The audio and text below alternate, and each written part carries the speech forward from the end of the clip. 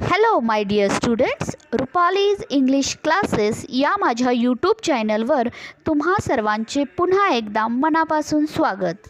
महाराष्ट्र बोर्डाच्या 12वी इंग्लिश सिलेबसचा अतिशय साध्या सोप्या शब्दात आपण अभ्यास करणार आहोत. So today we are going to learn the very inspirational poem of Edgar Guest, have you earned your tomorrow. खूपच मौलिक संदेश देणारी अशी ही प्रेरणादायी कविता आहे. So let's start the video.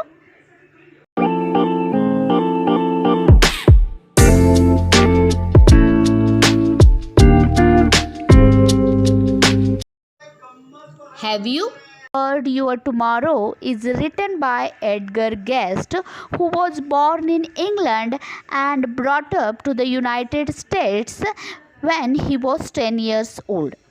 Edgar Guest is known as a people's poet, कारण त्यांची writing style खूप सिम्पल तर आहेच, प्लस त्यांचा टोन हा खूपच ऑप्टिमिस्टिक म्हणजे आशावादी आहे.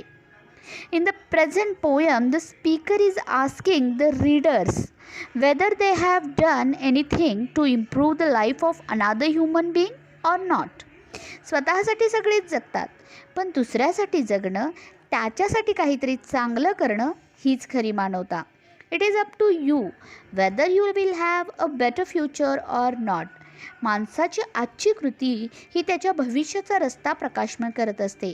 हाच इम्पॉर्टंट मेसेज स्पीकरनं या पोयममध्ये दिलेला आहे. So let's start the poem. तर Edgar Guest was born in London and was brought to the United State when he was 10 years old. Edgar Guest is known as poet's poet for his simple style and optimistic tone of writing. तर पोएटची जी writing style आहे ती खूपच simple आहे, plus त्यांचा जो tone आहे तो खूपच ऑप्टिमिस्टिक म्हणजेच आशावादी आहे. तर in this present poem the speaker is asking the readers whether they have done anything to improve the life of another human being or not. स्वतःसाठी सगळेच जगतात, पण दुसऱ्यांसाठी जगणं, त्यांच्यासाठी काहीतरी चांगलं करणं हीच खरी मानवता. It is up to you whether you will have a better future or not. माणसाची आजची कृती ही त्याच्या भविष्याचा रस्ता प्रकाशमय करत असते. हाच इम्पॉर्टंट मेसेज स्पीकरनं या पोयममध्ये दिला आहे. The poem contains 4 stanza and in each stanza we find the interrogation. So interrogation म्हणजे काय, तर poet has asked questions to the readers. जर तुम्ही पोयम व्यवस्थित पाहिली तर तुमच्या लक्षात येईल की स्पीकरनं रीडर्सना खूप प्रश्न विचारलेले आहेत बघा. Okay, so we'll start with the first stanza. Okay, is anybody happier because you passed his way? Does anyone remember that you spoke to him today? This day is almost over and its toiling time is through. Is there anyone to utter now a kindly word of you? तर कवितेच्या सुरुवातीलाच poet रीडर्सना विचारतो की आजच्या दिवसभरात तुमच्यामुळे कोणाला आनंद मिळालेला आहे का? तुमच्याशी बोलून कोणाला समाधान वाटलं आहे का? आजचा दिवस हा जवळजवळ संपला आहे, पण तुमच्या एखाद्या कृत्यामुळं किंवा तुमच्या बोलण्यामुळं कोणीतरी कृतज्ञतेने तुमची आठवण काढली आहे का? See it's very easy to hurt someone, to angry with someone, but to give love and affection to someone, to make someone happy, it's a quite difficult task. So that's why the poet interrogate the readers about their today's behavior. Okay, so this is about the first stanza. Now we'll move toward the second stanza. Did you give a cheerful greeting to the friend who came along, or a churly sort of howdy and then vanish in the throng? Were you selfish, pure and simple as you rushed along the way, or is someone mightily grateful for a deed you did today?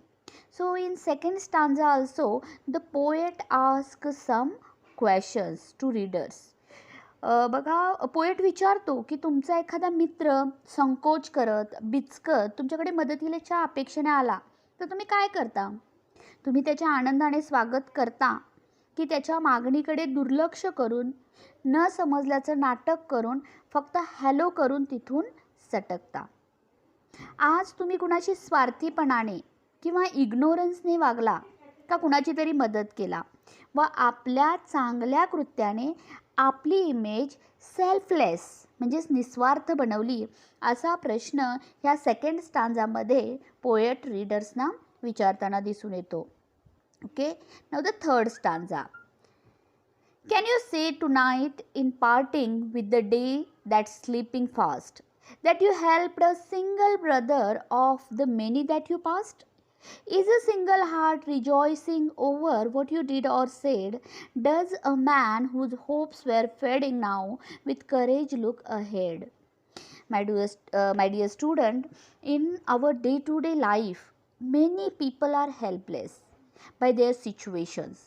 But we are so busy in our own problems, in our own worries, that if anyone suddenly asks for any help, we lose our patience. आपल्या स्वतःच्या लाईफमध्ये आपण इतके busy असतो की अचानक एखाद्याने मदत मागितली तर आपण गोंधळतो. विलिंगली आपण कोणाला मदत करायला तयार होत नाही. स्वतःहून आपण कोणाला मदत करायला जात नाही. Here poet ask the readers for help.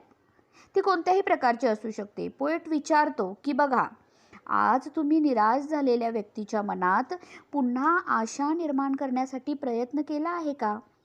My dear students, if you will help someone today that will come back to you.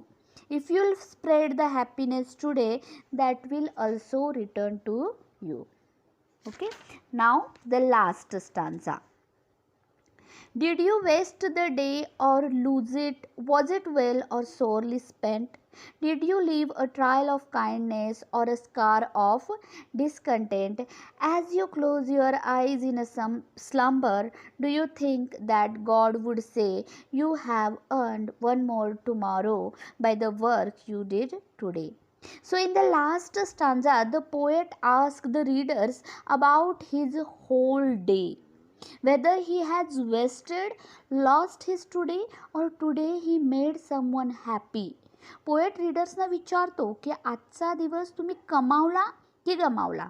जर तुमच्यामुळे कोणाला दुःख वेदना झाल्या असतील तर आजचा दिवस तुमचा व्यर्थ घालवला व तुमच्या एखाद्या कृतीमुळे एखाद्याच्या चेहऱ्यावर हसू उमटलं तर निश्चितच तुमच्या आजच्या चांगुलपणाचे फळ म्हणून देव तुम्हाला आणखी एक दिवस भेट देईल असं तुम्हाला वाटतं का?